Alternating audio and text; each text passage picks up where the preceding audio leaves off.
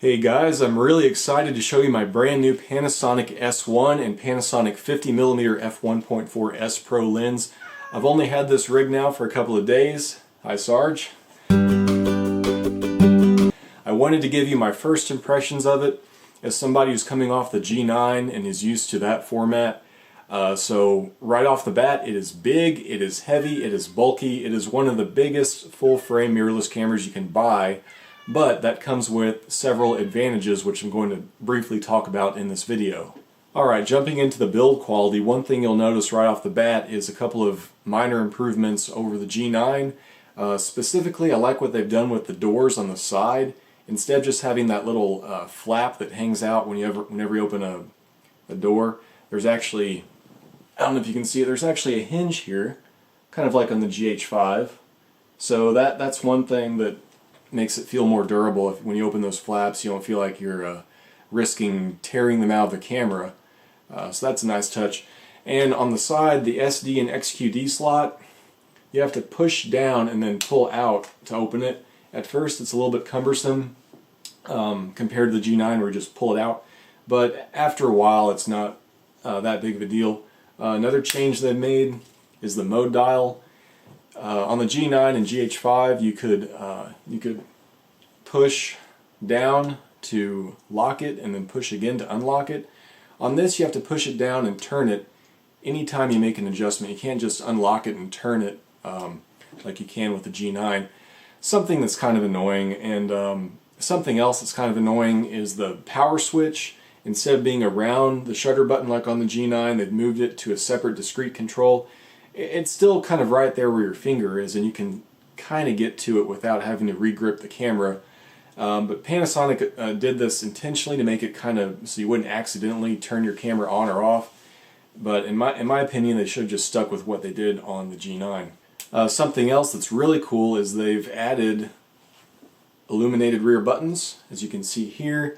The Q button, the back button, the display button, the delete button, and the playback button are all illuminated.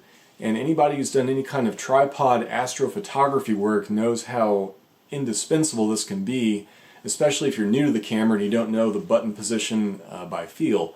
So this is something that's really cool. This is what Nikon has in the D500. Just a really attractive feature, and you're going to see a theme here. This camera has so many little thoughtful touches like that. And you know, one of the reasons why it's so big is Panasonic just had such high ambitions for this camera. They didn't want to compromise really anything in order to keep it small. And that's kind of why I'm buying this camera, because you know, a little over a year ago when it came time for me to upgrade from the G85, I compared the G9 against the Fujifilm X-H1 and the Sony A7 Mark III, and I decided to get the G9 because it offered the feature set that the other two didn't have. It had the high-res sensor shift mode, it did 4K 60, it had the best stabilization. They've built all of those things now into the full-frame S1 and S1R, which is just amazing. I can take a high-res 96 megapixel pixel shift shot with this. Has very effective motion correction from what I'm seeing online with Mode 2, has Mode 1 and Mode 2. Something else that really sets this apart from, like, say, the Sony A7 Mark III is it has a beautiful 5.76 million dot EVF, and that's compared to the 2.36 on the Sony, which is the same one that my G85 had.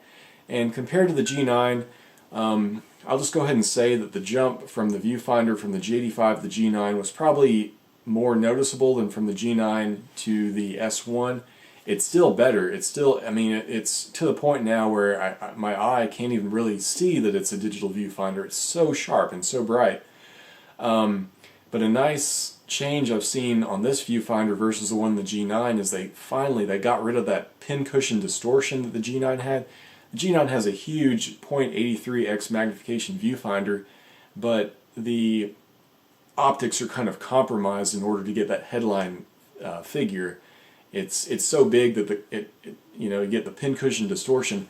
This is perfectly rectilinear, which is great because like when I had the G85, if you're using your viewfinder frame to line up like architectural details or lines in your shot, on the G9 you're having to kind of deal with the curve, and on here it's perfectly flat. So this is by far the best viewfinder I've ever used. It addressed all my issues with the G9's viewfinder. And the resolution of the G9's viewfinder was amazing, but they fixed the distortion and they gave it even higher resolution, and you still have the option to choose between 60 and 120 frames per second on that viewfinder. Some other nice changes on the back. The joystick is now 8-way instead of 4-way. It can move diagonally directly. It's also in a much more natural position. Instead of having to reach over, kind of over that corner of the LCD to get to the joystick like on the G9, it's right here, just a quick thumb move away. And then of course you have the LCD that can tilt down and tilt up and fold out to the side, but it doesn't fold out like a vlogging camera like the G9. And I think this was done for a couple of reasons. First of all, vlogging with this thing, I mean, on a tripod, okay, maybe, but like this, never. I'm holding out like 5 pounds right here. So that's one reason. This isn't really marketed as a vlogging camera, and in my case, I'm going to keep my G9 around for that purpose and for hiking and other cases where I don't want to carry this beast with me. But the other thing, if you look at the back of the S1, you can see how not having that bulky hinge here lets them give you a bigger LCD and lets it kind of more efficiently use the space in the back and gives you more space on this side. Now that's one thing to mention, that even though the G9 is a big body, it has a pretty relatively small 3-inch LCD, and that's because they frankly ran out of room to maintain the ergonomics they wanted and still have the fold-out screen. In this case, they're able to give you a 3.2-inch screen with, I believe it's about double the pixel count. It is noticeably sharper. Whereas the G9 uses the exact same LCD as the G85, this one has an upgraded 3.2-inch panel. I believe it's also an RGBW, so it has that 4th white pixel, which gives it a bit of a brightness boost outside. But it's super sharp and clear. You really notice it right away. I really noticed it more than the EVF change from the G9, because this is twice the pixel count. One other nice ergonomic advantage of the S1 over the G9 is they gave it more space between the lens mount and the grip. This was an issue on my G9 using the 42.5mm f1.2 is a little bit crowded, and here I don't have that problem. Even using this monstrous 50mm f1.4, I have plenty of clearance between my fingers and the lens. I'm not worried about scratching it or getting my fingers kind of caught in there, so that's a nice change as well. Okay, now let's talk about image quality. This is obviously the big advantage of the S1 over the G9. It's just really the laws of physics. When you're moving to a sensor that's 4 times the size, you're just going to be able to do things with it you cannot do on Micro Four Thirds. Now, yeah, 99% of the time my G9 produced just phenomenal image quality, especially with that 42.5 1.2. But there were still cases like shooting extremely backlit subjects or shooting some landscape shots where the dynamic range and like the shadow noise was just, I just couldn't quite work around it. And then the G9 has this really nasty issue with magenta cast and shadows when you raise them even just like 2 or 3 stops. So that was really off-putting, and they never fixed that in firmware. It's kind of something that was always brushed under the rug, and it drove me crazy, but you know, that's just what it is. So playing with some raw files in this S1, I mean, my gosh, this thing, I mean, it's 14.5 stops of dynamic range. DxOMark has already tested it. It has just phenomenal bass ISO dynamic range, and also in like the 800 to 3200 range, it does very well. It has a kind of a like a dual gain kind of boost on dynamic range and gives it like 3 stops more than the G9, something ridiculous like that, higher ISOs. But then, I mean, you bump the ISO higher and higher, and the images hold up so well. Like I can shoot this thing comfortably up to like 51,200, and that goes for stills and video. Like, look at here's a video shot at 25,600 outside, just looking at the clouds and the sky through the trees, and then it's kind of hard finding low enough light scenarios to use these super high ISOs. But here I am in my bathroom, just with the door just cracked, and I'm just brightly lit up. This is an ISO 51,200. So this is going to open up some just extreme low light video possibilities, especially with this f1.4 lens. So it's the dynamic range. It's really going to, I think, inspire me to get back into astrophotography, which is something that kind of went by the wayside when I went to Micro Four Thirds. I mean, yeah, it had the reach, but the raw files did not hold up to the kind of torture that I had done previously with my Pentax K5 2S. And now, I mean, these raw files love to be tortured. I can take a shot that was originally, had a really tricky exposure and just pull up the shadows and drop the highlights and bump the contrast and just really make it into what I want it to be. And then you look at the shadows and it looks like, it doesn't look like you've made 3 stops of shadow adjustment. It's just so clean. So essentially, in terms of image quality, this S1 is broadening my envelope to a point where it really feels like almost anything is possible. I know it's kind of a cliche, but that's really what it feels like using the S1. Okay, so that's build quality and image quality. Now, why am I not ditching the G9? Even though the G9 is a large camera still, it's really the lenses. I can stuff my G9 in a much smaller backpack and take 4 or even 5 lenses with me hiking, and it doesn't totally just kill me and overwhelm me. Now this guy, I mean, this combo alone is like 5 pounds, so I can't imagine really taking this hiking. Maybe if it's just this in the backpack, but then you're limited with just one lens. So I'm going to keep the G9 around for travel and hiking, obviously for vlogging. I'll probably sell my LX100. That had been my B camera, but this thing is a much better B camera, especially with the mic input, which I'm not using now, and the amazing stabilization. So, I'm kind of having the too many cameras problem. But yeah, I'm going to keep the G9 around.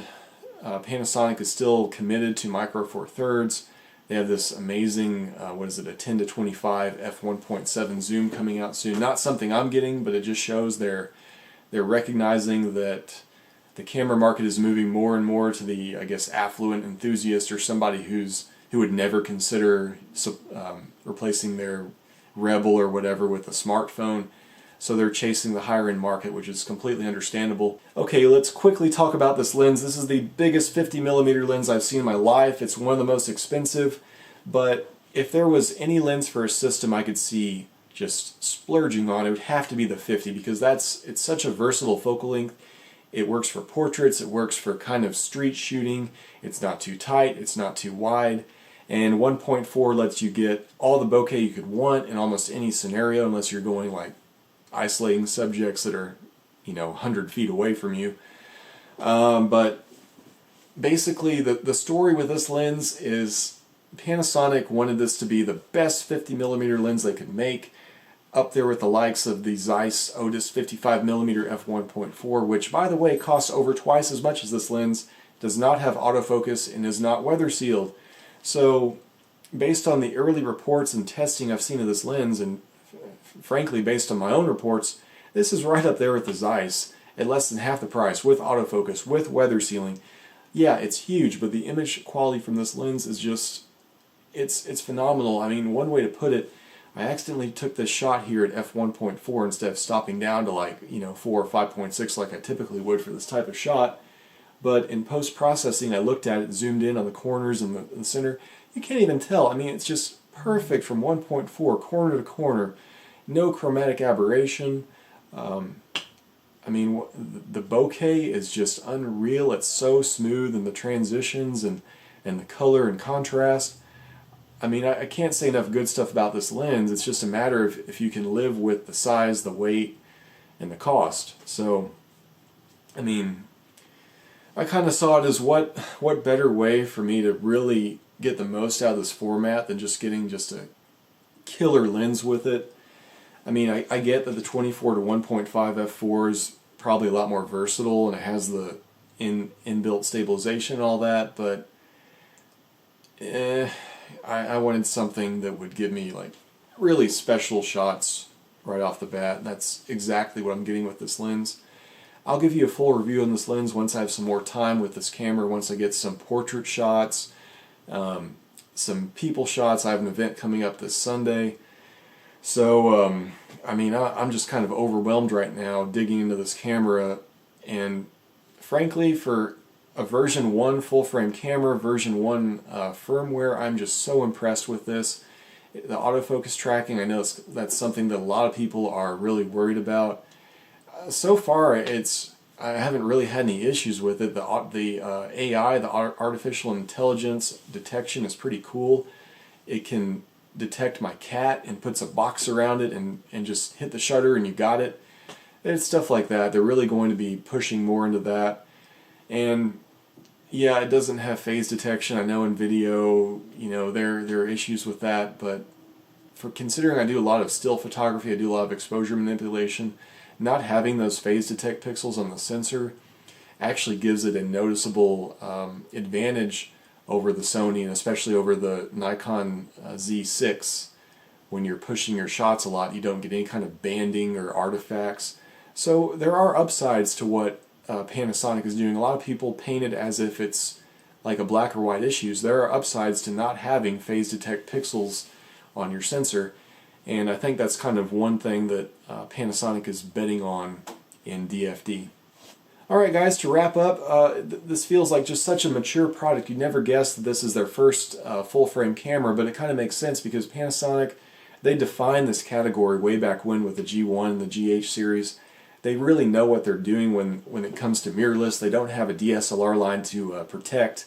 They really went all in with this camera. It's immediately obvious from the first time you pick it up and look through that beautiful viewfinder. So if you're considering this camera, I'd definitely give it a look. See if the size and weight is something that you want. There's just a lot to say about it, and expect more from this channel and from me on this camera as I have a little bit more time with it, as I get some more samples and some portrait shots to show you.